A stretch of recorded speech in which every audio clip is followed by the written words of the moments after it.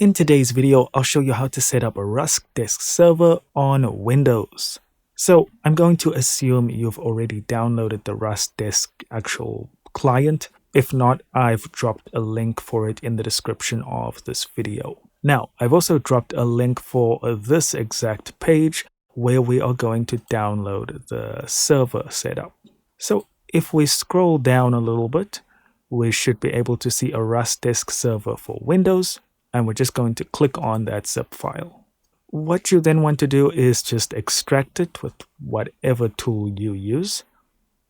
And then you'll find these files and you just want to run the setup.exe.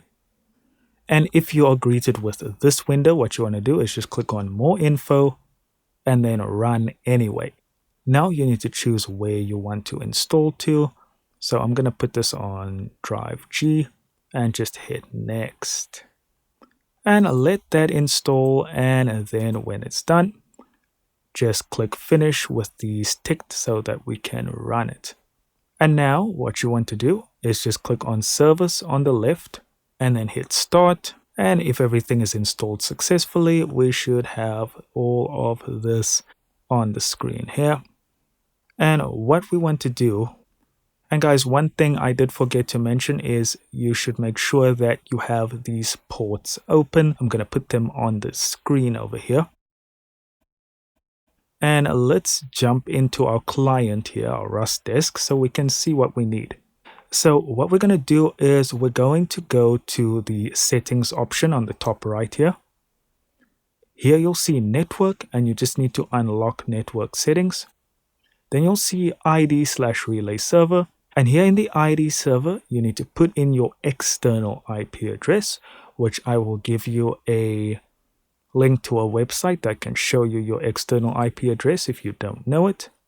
And you just want to copy that and paste it into the ID server. Relay server we can leave open, and API server we can leave open as well. And you'll see here I have two new files. I'm not really sure what happened, but if you don't have these files here like I didn't have, you can just run the hbbr.exe and hbbs.exe. And after that, you should get this .pub file.